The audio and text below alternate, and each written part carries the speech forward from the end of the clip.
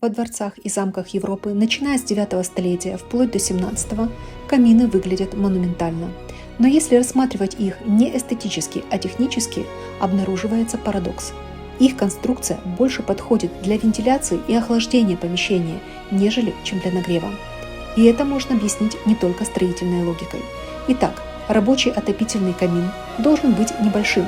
Чем меньше отверстие, тем меньше теплопотерь. Но в замках мы наблюдаем широкие открытые камины без тепловых отражений, 2-3 метра высотой.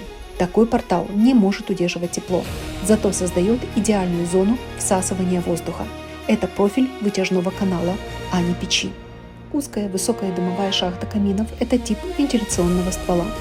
В дворцах шахты очень высокие, прямые, стреляют от комнаты до крыши, иногда 15-20 метров вертикального подъема. Технически это идеальная форма для естественной тяги, но ужасная для сохранения тепла. Это структура естественной вытяжки. В огромном количестве каминов нет закопченных сводов, нет обугленных стен. Топки выглядят чистыми и неиспользованными. Это странно для основного отопительного инструмента, но совершенно нормально для вентиляционных каналов, через которые не проходил огонь. Что касается положения каминов и планировки залов, то тут находим еще одно доказательство. Настоящие обогревательные печи ставят, где можно аккумулировать тепло, рядом с жилыми зонами, в защищенных от сквозняков местах. Но в дворцах и замках камины ставятся на оси симметрии, привязаны к главным залам, вписаны в вентиляционные полости стен, иногда даже напротив окон, что убивает отопление. С точки зрения отопления нелепо, с точки зрения вентиляции идеально. Осевые точки создают равномерное движение воздуха. А что если архитектура тех веков формировалась в условиях более теплого климата?